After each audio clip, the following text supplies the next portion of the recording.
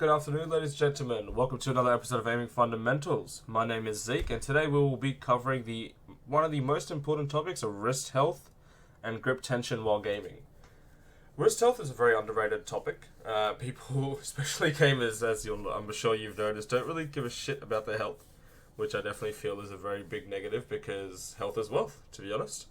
So how does wrist health incorporate into aiming? Well, if you realistically think about it, you can realize that when you are aiming, you are doing majority of your aiming movements, 90% of the time, I'd say, with your fingers, obviously, but mainly your wrist. Right, so you're doing repetitive motions here with your wrist, especially when you're flicking, but even when you're tracking. Right, repetitive motions are one of the most common ways to develop any wrist injuries, and that's because obviously wrist being quite a small muscle here. It's quite easy to be fatigued, and also for general people, you lack endurance. So you might ask, what can we do to combat this? Obviously, I don't want to hurt my wrist, etc., etc. There's usually around 5 things. All right, one will be ergonomics. So having a comfortable sitting area. Ergonomic. Maybe you have an ergonomic desk. Maybe you have an ergonomic keyboard or an ergonomic mouse. Anything to do with comfort. You don't want to be sitting in a way where your wrist is already at an angle, for example. You want to be ergonomically straight. Make sure you're comfy so you can reduce the risk of injury. Second thing is appropriate sitting posture. So you want to make sure your back is straight. You're not hunching.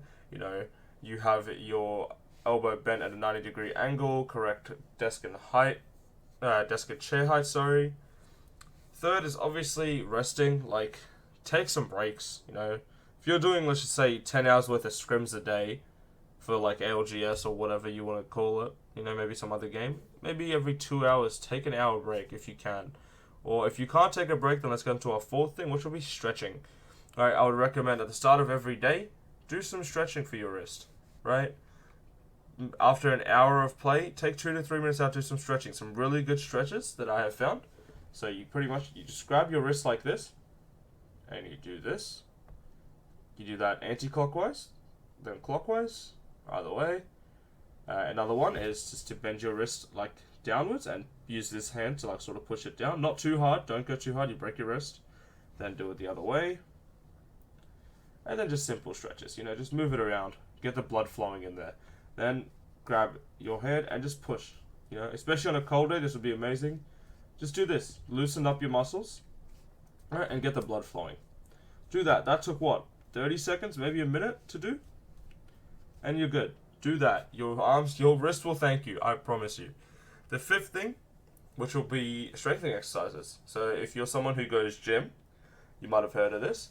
Even if you don't, you might have. You basically get a barbell. Let's just say my perfume bottle, my cologne bottle is a barbell. You put a barbell in your hand, and you will just bend your wrist forward. That's really good for forearm, but it will also help with your wrist. Right? Simple. The next exercise you can do is if you have a grip strength holder, that thing that you hold and you squeeze together, literally grab it and squeeze it. I usually just do it, I don't know where mine is currently, but I usually just do it every 2-3 hours. I just squeeze it every night. And you might ask why strengthening is important, because strengthening increases endurance, right? The more strong you are in your wrist and forearm and fingers, you'll have more endurance, which will help with fatigue, obviously. But then stretching and resting is the main thing that'll help with fatigue. And those two being the most common factors of developing wrist injuries, it will really help combat it and lower your chances of developing one, because that's the really big thing that we need to take care of. Right now we're going to have a look at a website that I actually got this information from, and we're going to go through it together, just the important parts, and make sure we have everything. And so obviously I can give you guys a source of my information too. So as we can see here, this is where I got the information about mechanical motions of playing video games are inherently quick and repetitive. Both aspects are common in developing wrist injury, and this is because the muscles have a limited amount of endurance and they become fatigued. So, as we can see here, if you have any of these symptoms, so palm with grasping, gripping, pain, with grasping, gripping, clenching, ringing or other wrist movements, please stop playing. Take a break, and if it's bad, go to the hospital. Swelling, warmth and redness, soreness, aching or tenderness. So anything you'll know, right? These are the 5 things that we can use to prevent it. I don't really agree too much with armrests, so we're going to ignore that. Ergonomic mice, yes. This picture here. Don't do this. Right, when people play with their wrist only on the mouse pad, like down here, don't do that. You're gonna really, really hurt yourself. So have your wrists and arms straight here. Grips, we've talked about grips, but ergonomically, yeah, palm will be your safest ergonomically. But that's fine. Keyboards. Now, yeah, raised keyboards, no go because you are really bending your wrist. Flat keyboards, angle, doesn't really matter. Let's have a look at sitting position. Draw your chin back. You know, I'll let you guys read this. I'll leave this up for about 5 seconds. If you guys can even read that. Resting. So take breaks.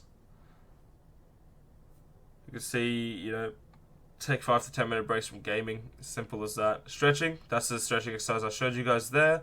And the other one as well there. So I said, we have one that you could do with like the dumbbell. Oh, and here's a good one with the rubber bands as well. So make sure we're focusing on your wrist health, guys. Like, it's really, really important. I've gotten plenty of times where I've injured my wrist in the past because of gaming, especially when I used to play Counter-Strike. So make sure we're on top of that, and you guys will be completely fine. The last thing I'm going to quickly cover is grip tension.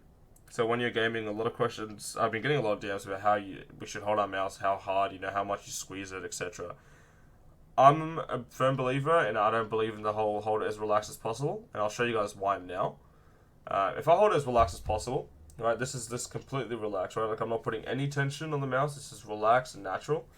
The reason I don't like that is when you're doing finger motions, or when you're doing flicks, or even like big tracking, including your arm, sometimes, depending on what mouse you're using, your finger placement will move the tiniest bit, which can actually cause an inconsistency.